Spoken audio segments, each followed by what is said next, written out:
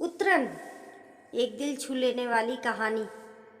कोमल जी आज बहुत अच्छा महसूस कर रही थी। एक सप्ताह से घर में मेहमानों का आना जाना लगा हुआ था।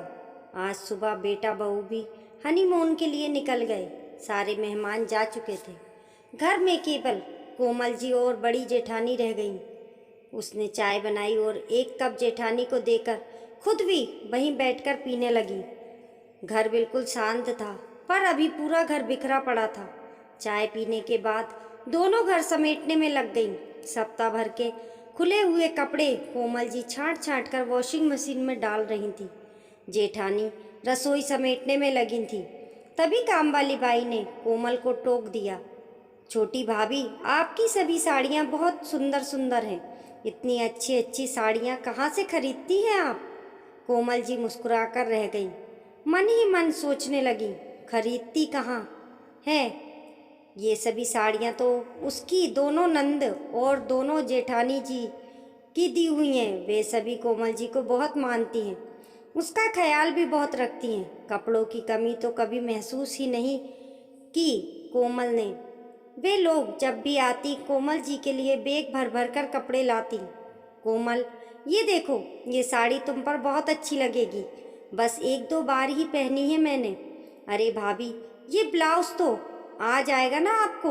अब इसका फैशन खत्म हो गया है, पर आप घर में पहन लेना। इतने महंगे कपड़े किसी दूसरे को क्यों दें, आप तो पहन ही लेंगी। अब कोमल कैसे कहे कि ऐसी भारी भरकम साड़ी और ब्लाउज क्या घर में पहन कर रखा जाता है। कोमल कुछ नहीं बोल पाती और वे लोग अपने सारे कपड़े, साड़ी, ब्लाउज, शॉल, स्वेटर सब कुछ कोमल को थमा जाते। हाँ, कभी कभी उन उतरे हुए कपड़ों के साथ एक आध नई साड़ी भी रख देती और कोमल सब खुशी खुशी स्वीकार कर लेती। आखिर करती भी क्या, बचपन से ही वो ऐसी ही थी। कभी भी नखरे करने की आदत नहीं थी उसे। उसे के लिए पापा अपनी पसंद से जो भी ला देते तो वह पहन लेती। पर हाँ, शादी के पहले किसी के उतरे हुए कपड़े कभी नहीं पहने उसने। कभी ज़रूरत ही नहीं पड़ी। कम ही कपड़े होते उसके पास, पर सब अच्छे होते थे। फिर शादी हो गई, कोमल ससुराल आ गई। रवि का अपना बिजनेस था। कोमल की ज़िंदगी अच्छे से गुजर रही थी। 2 साल के बाद ही कोमल की गोद में नन्हा किशन आ गया। तभी परिवार में किसी की शादी थी जहाँ कोमल और रवि को जाना था। तब जेठानी ने अपनी कुछ अच्छी साड़ी उसे देकर कहा कि शादी में जा रही हो तो 2-4 और साड़ी रख लो, ये तुम पर अच्छी लगेंगी। कोमल ने भी सोचा, क्या हर्ज है, आखिर भाभी मेरी बड़ी बहन के जैसी हैं, उनके कपड़े तो मैं पहन ही सकती हूँ। और फिर उसके बाद जब भी कोई ऐसा मौका आता तो दोनों जेठानी अपने कपड़े कोमल को दे देती। रवि भी कभी बुरा नहीं मानते, परंतु देने के बाद वे लोग कभी वापस नहीं लेती। दोनों का मायका काफ़ी संपन्न था, पति भी अच्छी नौकरी में थे, पर कोमल और रवि का साथ ज़्यादा दिनों तक ना रह सका।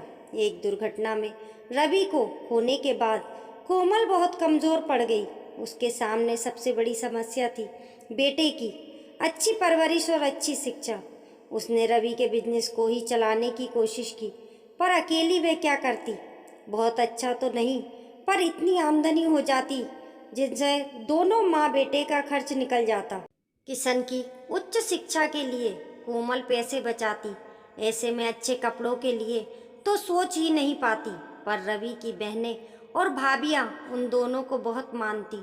हर त्योहार या जन्मदिन पर वे कोमल और किशन के लिए कपड़े लाती, पर कोमल के लिए ज़्यादातर पुरानी साड़ियाँ ही होती। कोमल भी खुश होकर पहनती। देखते देखते किशन की पढ़ाई पूरी हो गई। उसने एक अच्छी कंपनी में नौकरी ज्वाइन कर ली। अब कोमल के पास पैसों की कमी नहीं थी। किशन ने अपनी पहली कमाई से घर के सभी सदस्यों के लिए कपड़े लाए और साथ ही कोमल जी के लिए भी। उसने माँ का पुरानी साड़ी पहनना बिल्कुल अच्छा नहीं लगता था, पर वह परिस्थिति समझता था। कोमल भी अब उन लोगों के दिए कपड़े नहीं पहनना चाहती थी, पर अब मना करे तो कैसे। कोमल कुछ कह नहीं पाती और ये सिलसिला ऐसे ही जारी था। कुछ साल और बीते और अब किशन की शादी भी तय हो गई। इस बार भी सबने कोमल के लिए कपड़े लाए। कोमल ने चुपचाप रख लिए। पर शादी वाले दिन जब उसने ननंद की दी हुई साड़ी पहनी तो किशन भड़क गया। पूरे परिवार के सामने उसने माँ को किसी की दी हुई साड़ी पहनने से मना कर दिया और उसी वक्त माँ को लेकर बाजार चला गया। अभी बारात जाने में 5-6 घंटे की देरी थी। उसने माँ की पसंद से कुछ साड़ियाँ खरीदकर उसी वक्त ब्लाउज सिलने दे दिए। कुछ पैसे ज़्यादा लगे पर समय पर सिलकर तैयार हो गया। घर आने के बाद किशन ने साफ शब्दों में सबको कह दिया कि आज के बाद से कभी भी किसी की उतरन नहीं पहनेंगी।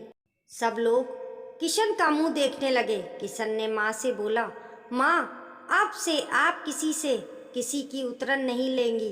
किशन ने कहा, अब मैं इस लायक हो गया हूँ कि अपनी माँ की हर ख्वाहिश को पूरा करूँ। कोमल जी ने बेटे को गले लगा लिया और ऊपर वाले से दुआ की कि ऐसे ख्याल रखने वाली औलाद सबको दे। दोस्तों, कहानी पसंद आने पर लाइक करें और चैनल को सब्सक्राइब करें।